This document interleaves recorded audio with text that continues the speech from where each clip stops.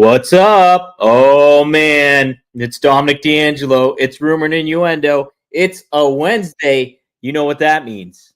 It's Dynamite. It's time for the Dynamite. And we are going to talk a little bit of AEW Dynamite, as well as some other things. We have Robert Karpelis here. He is fighting through the internet weather now going on with Comcast. Comcast is in the storm now, Robert. Uh-oh. Well, Robert's trying to be here. We're working with it, but we got some folks in the chat here. Man, Dre Owens with the comment already of the day. I stopped my world with double J for R&I. How about that? How about that? And All Jake says, "Good morning, everyone. Happy Wednesday." I know Triple E is in the house. For some reason, when I go live now, it gets rid of the comments on the stream here. So hard times to edit, but feel free to chime on in. We got the Dynamite to cover today after AEW WrestleDream. Robert's still going through those. He's having internet troubles, everybody. So we might see Robert. We might not. But either way, we got some things to talk about, including AEW Dynamite, obviously. Uh-oh. Making a phone call.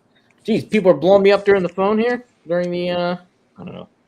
We'll worry about that later. Robert, can you hear me okay? Can you hear me? I can. I can hear you. Can you hear me? Yeah. Now you're Great. good. All right. We're going to give this a try. I'm literally standing in a hallway. The only place that seems to have any sort of signal. They're still doing post-hurricane Wi-Fi fixes in the neighborhood, so I'm just sort of dealing with it.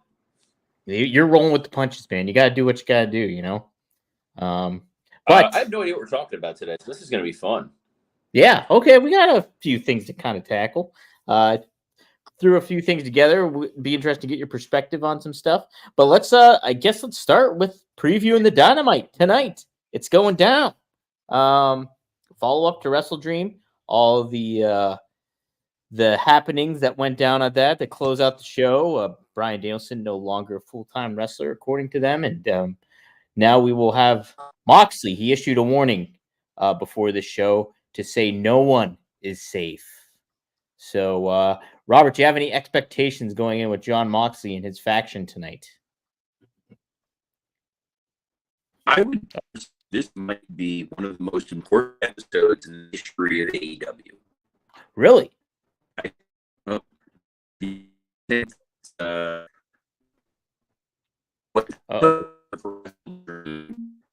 Robert, your reception is very bad. Dang it. Real. I wanted to get Robert. Yeah, try again. We were so close. Can you hear me now? Little bit. No big. Man, this is brutal. But hard times. Try walking. See if. Yes. How about now? We better? A little bit better. Yeah, a little bit better. All right. I'll keep this brief. Keep it brief in case I get dropped off. It's the most important Dynamite for. Oh, dang it. What cliffhangers? Robert is putting us through cliffhangers today, guys. I want to know why he thinks it's the most important Dynamite of all time. I have an understanding why, but I would be curious I want to get Robert's perspective on it. All Jake adds a very nice comment here. Robot Karpelis. Very nice. You're going to be there, Christopher Santos. Wow. You'll have to give us your feedback when you on tomorrow's show. I know we're on pins and needles. I want to know Robert's leaving us hanging. I think he knows what he's doing. I think this is all work. But either way, I do agree with him in certain levels. I mean, you are following up with such a bad rating that you got last week, despite it being Tuesday. Really, obviously you'll take a hit, but you didn't want to take that kind of hit. There's something wrong when you get that low of a rating. So, yes. This is a very important Dynamite.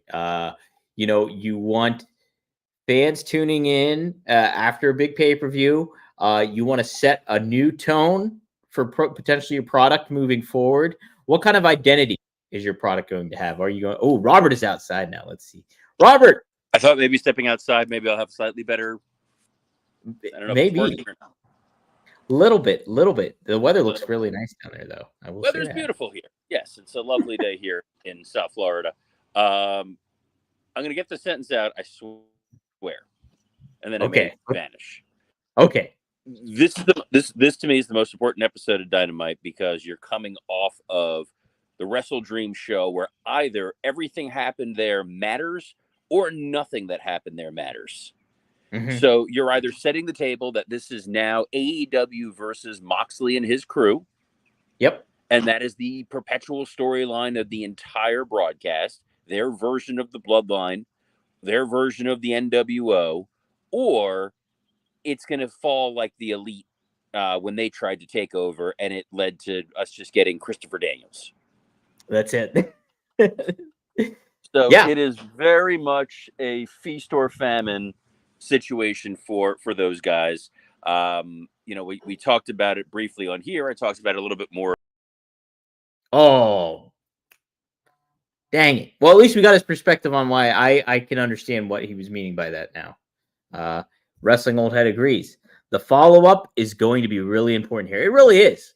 It really is because if you get people tuning in and you get people checking it out, then that's the key component to it all. Robert? There was a button that I shouldn't push. Oh, okay. That's what happened there. That was my own. Oh, okay. What I was saying was, we want to like everything that happened at WrestleDream, but it's like you look at what the follow up is going to be for Jay White and his situation with Hangman Adam Page. What the follow up is going to be with Danny Garcia and Jack Perry and MJF and Adam Cole. Are they going to explain why the devil is no longer a thing? Are they going to explain why Danny Garcia just didn't mention MJF last week, but now they have an issue?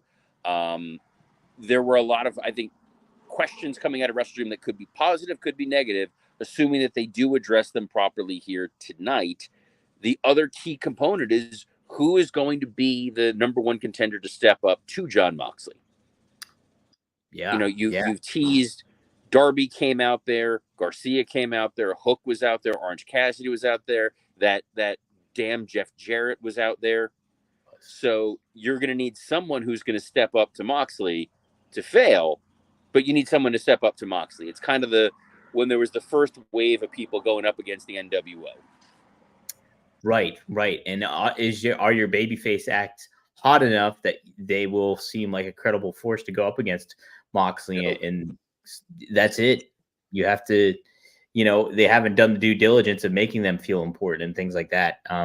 Maybe you can do that over time, but I'm 100% with you, Robert. This is like, you have the potential to get your storylines on a clear kind of track going forward. And if you do this right, then you're doing it right. But if you don't follow up on stuff, all that stuff that WrestleDream, a lot of the different aspects of it all will seem meaningless. Like if they don't, especially like you mentioned, Jay White and Hangman Page is my favorite match of the show, I think. And like, I think there's plenty of potential there, but if they don't follow up with it, it's not going to matter whatsoever. So, that is something very big to look out for. We actually have a pretty hefty card already announced for it, believe it or not. We do. Speaking of Jay White, we have Jay White taking on Christian Cage, trying to earn his win back from the Owen Hart Cup, actually, as a matter of fact. So that's kind of a wild card matchup. Wasn't thinking. It's two guys who potentially could be number one contenders. Jay White beating Hangman Adam Page, who had previously beat Swerve. In theory, using weird Tony Khan math, that would make him potentially a number one contender. We know that Christian has the magical contract. So both of those guys could be poised to be the number one contender at some point in time. It would be weird for a heel Christian Cage going up against the heel Jon Moxley. I think Jay White would be a first sacrificial lamb to that group. And given that he does have the guns and he does have Juice Robinson, it's another stable warfare. True. Would you think that's a valuable use of Jay White with this big baby face turn and him beating somebody as big as him beating Hangman Page? I wonder if I would not like to see that. I think I would like to see. Oh, you're still there, Robert. Okay, go ahead. I'm still here. I was getting choppy for a moment. This is brutal. Love it. You're powered through it. Dude, Comcast is going to get a stern letter from the rumor and innuendoans. That's it. Everybody write an email to tweet Comcast right now you can. Well, after the show's over. How does that sound? Do you think that would be a good follow-up to Jay White, though, Robert? What would be? Sorry. Putting him as the first sacrificial lamb for Jon Moxley and his group. Or do you think there's more value? Someone. You do need somebody. I think there's more value. So I'd like to think that there's more value in him. I think the problem with it is, will they actually take the time to build him up? They've had all this time and they haven't done anything with him. He's hot because the one thing that does work in AEW is when somebody makes a return, they have a little bit of momentum for a couple weeks. Yes. And so utilize that momentum and then feed him to Moxley. I think the other challenge they're really running into is the world title does not feel like the central most important storyline of the company. No, it doesn't. You know, people care a lot about Will Ospreay. The Will Ospreay Kyle Fletcher follow-up is something that's intriguing to them. You still have that Okada guy. I don't know if you heard of him. He's got didn't do anything. And then you've got Swerve seemingly about to feud with Bobby Lashley. Yeah, because tonight Shelton Benjamin's going mano a mano with Lio Rush, who just announced that he re-signed with AEW. So it'll be interesting because Lio Rush has a history with Bobby Lashley as his manager. So be interesting to see where they kind of make that all lay out. But yeah, they're setting the table up for a lot of that stuff going down. We also have Mercedes Moné defending her TBS championship against Queen Aminata, who lost to Mariah May for the women's championship and has kind of been floating around. So I don't know what exactly she did to earn this title shot, but she's going up against Mercedes Moné here. So that's something. I'm not going to lie and say that I'll probably fast forward through parts of this match because there's no chance that Mercedes is going to lose, and there's no chance that this is going to be the kind of match that you're like, my God, I have to see this or else. This is just continuing to frustrate me when it comes to the women's division here.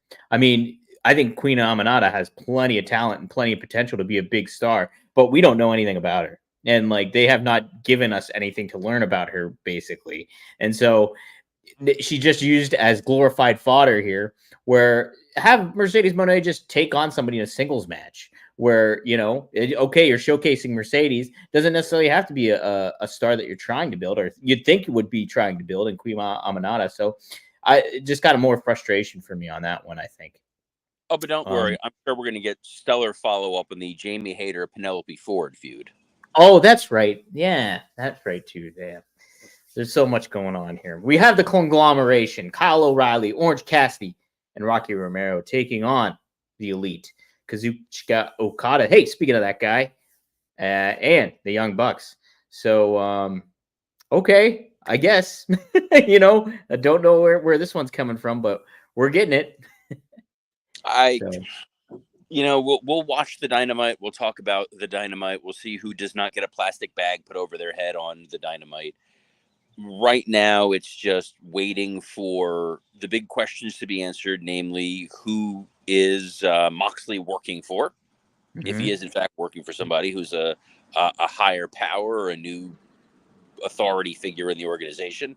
And what does that mean for the Elite, who have really been marginalized as top-tier acts, which is kind of totally fine with me.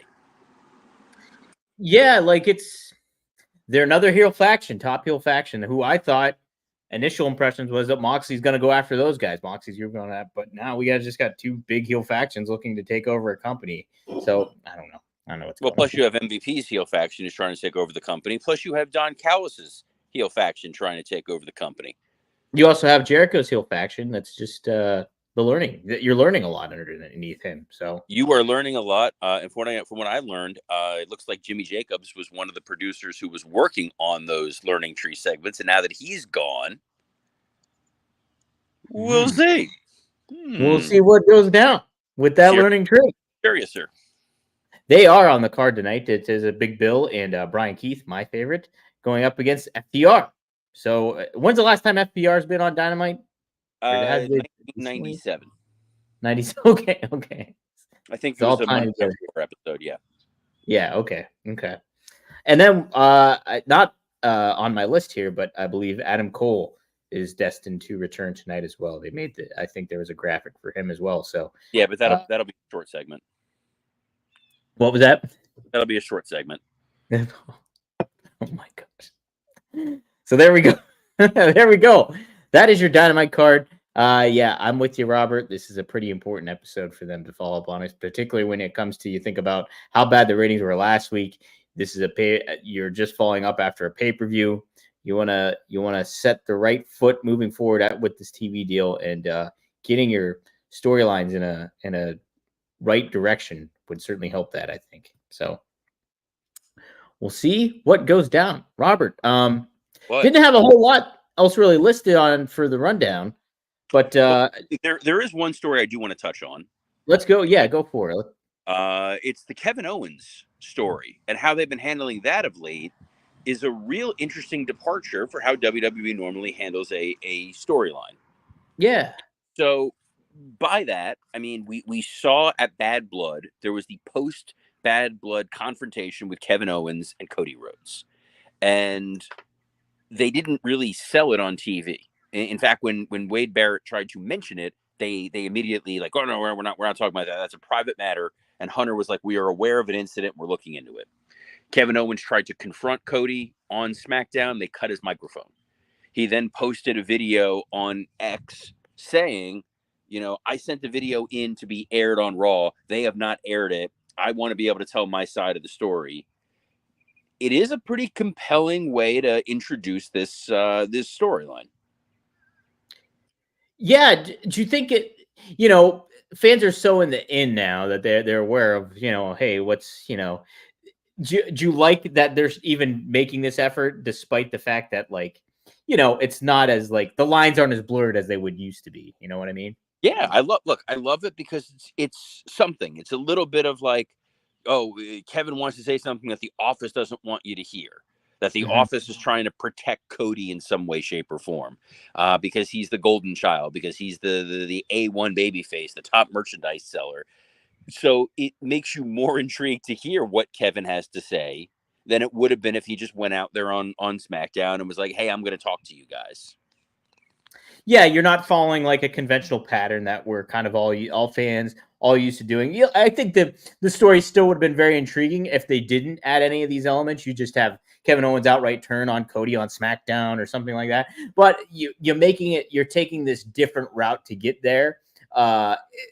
Something that ties into social media, something that ties into what a lot of people are embedded in their everyday lives. I think it really does add this like kind of like underground feel to it to an extent where it's yeah, you might still be on the know of it all, but it's still a cool way to do it, I think. So I'm with you. I think that's great. I think sometimes we work ourselves so much that when you have a guy like AJ Styles who's like, hey, I'm legit hurt, it becomes hey, is he not? A lot of these things become rumor and innuendo, and then when the guys are trying to say like, hey, I'm legitimate, like I'm actually hurt, not storyline hurt, you lose that moment. And some of these folks, like your good buddy Dave Meltzer, blew it big time on that Rock story. Yeah, he did. Just saying that he wasn't playing for WrestleMania, and The Rock just shouts right back, nope, that's BS. that's and what's crazy about that is it's not like this was a random website. This wasn't like, WWE InsideBiz.gov or something like that. .gov. Meltzer would not have said that unless he got that information from somewhere. So it's further exposing that Dave is totally out of the loop in terms of who he's talking to at WWE. Yeah.